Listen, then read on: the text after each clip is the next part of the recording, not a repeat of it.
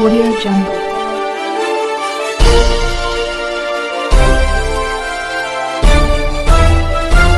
Audio Jungle. अभी आप देख रहे हैं कंचन न्यूज। इसे लाइक शेयर सब्सक्राइब करना ना भूलें ताकि न्यूज का नोटिफिकेशन सबसे पहले आपके पास पहुंचे। अब चलिए खबरें विस्तार से। नमस्कार। आज मंत्रिपरिषद में 14 एजेंडों पर स्वीकृति प्राप्त है। 14 एजेंडा। सबसे बड़ी योजना जो स्वीकृत हुई है वह है पंचायत सरकार भवनों के निर्माण के लिए। राज्य में 2165 पंचायत सरकार भवन निर्माण किए जाएंगे, जिसमें बाढ़ प्रभावित क्षेत्र में 1082 और सामान्य क्षेत्र में 1083। तो आपके 2165 पंचायत सरकार भवन निर्माण किए जाएंगे। इसमें 6010 करोड़ 10,48,000 रुपये 6,010 करोड़ का इस पर व्यय होगा। 6010 करोड़ का व्यय होगा। तो सबसे बड़ी योजना है जो मंत्रिपरिषद ने 2165 पंचायत सरकार भवनों के निर्माण के लिए स्वीकृति दी है। उद्योग विभाग का एक raising and accelerating MSME performance RAMP योजना की स्वीकृति के संबंध में था। इसमें जो MSME जो उद्योगपति हैं उनको hand holding training capacity building, ये भारत सरकार की सेंट्रली स्पॉन्सर्ड स्कीम है। रैम्प करके है और इसके अंतर्गत 104.74 करोड़ की स्वीकृति प्राप्त हुई है। ये सेंट्रल सेक्टर योजना है, रैम्प योजना। सेंट्रल सेक्टर योजना का मतलब है कि 100% ये सेंट्रल सेक्टर योजना है। तो 140.74 करोड़ की योजना है जो बेसिकली आपके MSME सेक्टर में जो उद्योगपति हैं, जिसमें उद्यमों के सुधार एवं क्षमतावर्धन है, केंद्र राज्य सहयोग में तेजी लाना, प्रौद्योगिक उन्नयन योजना में प्रभावशीलता को बढ़ाना, सूक्ष्म लघु एवं मध्य उद्यमी योजना को वित्त पोषण से मजबूत करना, माइक्रो एवं स्मॉल एंटरप्राइजेस के लिए क्रेडिट गारंटी ट्रस्ट को और प्रभावशाली बनाना और विलंबित भुगतान के मामले को कम करना।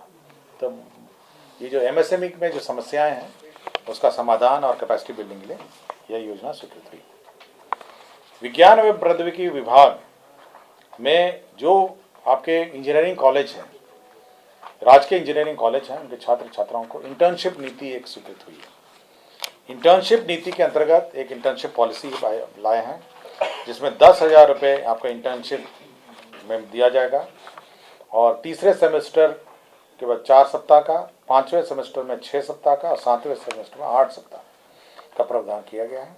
और इसमें जितने सरकारी निगम हैं, हमारे सरकारी संस्थाएं हैं, उसमें इंटर्नशिप हो सकेगी और इनको इंटर्नशिप प्रोत्साहन राशि जो है वो 10,000 रुपये दे होगी। तो ये वन टाइम है। 8 सप्ताह के मतलब विज्ञान प्रौद्योगिकी विभाग द्वारा सातवीं सेमेस्टर में 8 सप्ताह के ऑफलाइन इंटर्नशिप करने वाले सभी छात्र छात्राओं को प्रति छात्र 10,000 रुपये मात्र की राशि प्रोत्साहन स्वरूप दी जाएगी। तो एक प्रोजेक्ट रिपोर्ट भी उनको तैयार करना पड़ेगा, मतलब जो उनकी रिक्वायर्ड टू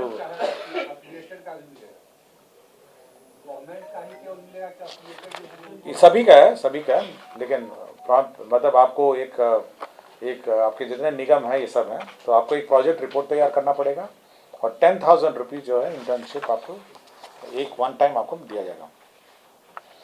विज्ञान प्रौद्योगिकी एवं तकनीकी शिक्षा विभाग अंतर्गत कार्यालय प्रचारी की नियुक्ति चल रहा था और उसके बाद वो एडवर्टाइजमेंट रद्द हुआ और फिर से उसका जो संशोधित नियमावली है उसके अंतर्गत परीक्षा लिया जा रहा था। तो पूर्व में जो परीक्षा शुल्क लिया जा रहा था उसके आलोक में नए परीक्षा में परीक्षा शुल्क नहीं लिया जा रहा था। परीक्षा शुल्क जो है, आवेदन पत्र जो है फॉर राइटिंग एग्जाम लिखने के लिए जो परीक्षा शुल्क जो लिया जा रहा था, ये छात्र नहीं है, ये परीक्षा शुल्क आपका प्रति कैंडिडेट होगा ना। ये आपका 14 करोड़ था, 14 करोड़ था ये परीक्षा शुल्क था।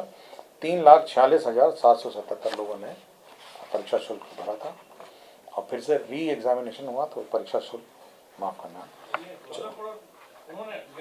हाँ उन लोगों ने कैंडिडेट्स ने दिया था 14,92,65,000। तो नए के लिए भी उतना ही लगा। पशु एवं मत्स्य संसाधन विभाग के 3 प्रस्ताव थे।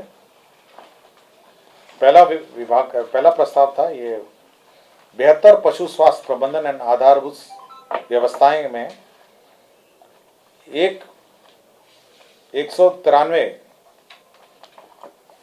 और केंद्र प्रायोजित राष्ट्रीय पशुधन स्वास्थ्य रोग नियंत्रण कार्यक्रम के अंतर्गत 97 करोड़ 96 करोड़ और राज्यांश के रूप में 64 करोड़, तो कुल 193.91 करोड़ का 193.91 करोड़ का योजना है। और इसमें जो पशु के डोर स्टेप डिलीवरी, मतलब पशु की पालकों को डोर स्टेप डिलीवरी की सुविधा उपलब्ध होगी। तो इसका मतलब यह है कि एक ऐप रहेगा और मोबाइल का कॉल सेंटर रहेगा और कोई भी पशुपालक अगर चाहेंगे तो ऐप और कॉल सेंटर के माध्यम से आप सर्विसेज रिक्वेजिशन कर सकते हैं और उनको डोर स्टेप डिलीवरी डॉक्टर्स की और मेडिकल असिस्टेंस उनके पशु को मिलेगी। तो इसमें 193.91 करोड़ का व्यय होगा। दूसरा प्रस्ताव ये था जो प्रधानमंत्री मत्स्य संपदा योजना, जिसमें 1,04,04,90,43,000 रुपये इस ये योजना है जो ऑनगोइंग स्कीम है। प्रधानमंत्री मत्स्य संपदा योजना जो है 2023-24 के लिए भी स्वीकृत हुई है।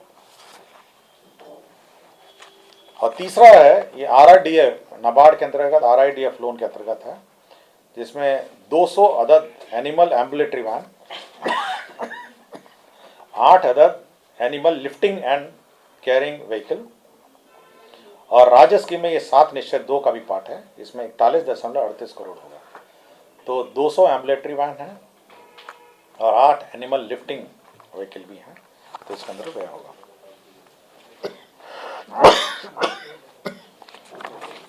3 योजनाएं हैं प्रधानमंत्री ग्राम सड़क योजना।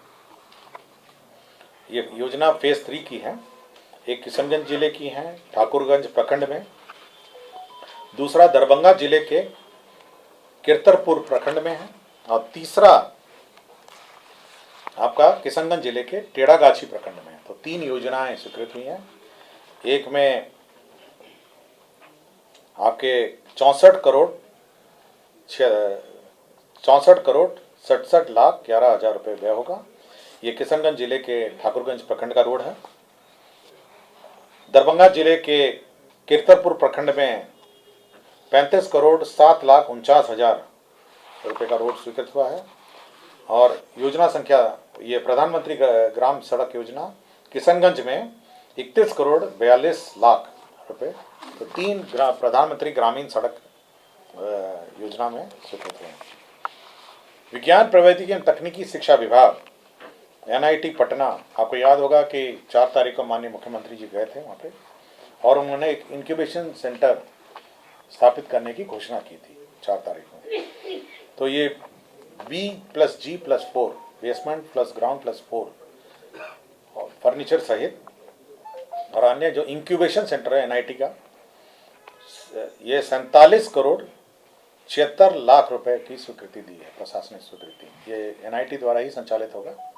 ये grant in aid science and technology विभाग द्वारा NIT को विमुक्त किया जाएगा और B+G+4 की बिल्डिंग होगी और फर्नीचर सहित होगा। आगामी लोकसभा चुनाव निर्वाचन में 2024 और 25 में जो पर्सनल मैनेजमेंट है सॉफ्टवेयर जो है, जिसके माध्यम से इलेक्शन पर्सनल का डिप्लॉयमेंट होता है, मॉनिटरिंग होता है, वह NIC द्वारा उनकी संस्था NICSI से कराए जाने का निर्णय लिया गया है। इसकी अनुमति दी गई है इलेक्शन विभाग को नॉमिनेशन के आधार पर। नगर विकास विभाग में जो नगर निकायों के लिए वाणिज्य कर विभाग द्वारा पेशा कर, जो आपके पेशा कर जो वसूली होती है, उसे 75 करोड़ जो है वो विभिन्न नगर निकायों को विमुक्त करने के लिए प्रस्ताव आया था। ये नगर विकास एवं आवास विभाग का है।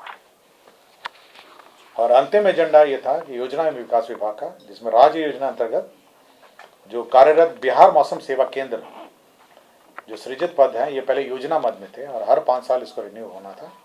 अब एक गैर योजना मद में स्थानांतरण कर दिया गया, ये योजना को ही स्थानांतरण गैर योजना में कर दिया गया है। इसमें 10 हैं आपके जो प्रशासनिक पद हैं और तकनीकी विशेषज्ञ पद 43 हैं। तो मौसम विज्ञान केंद्र, आपको जानकारी होगा मौसम विज्ञान केंद्र का एक ऐप भी है जिसके माध्यम से टेम्परेचर और वेदर की जानकारी मिलती है। तो 43 हो गए आपके एक्सपर्ट और आपके जो क्लरिकल और एडमिनिस्ट्रेटिव स्टाफ हैं वो 10 हैं। ठीक है, धन्यवाद। न्यू अपडेट के लिए देखते रहिए कंचन न्यूज।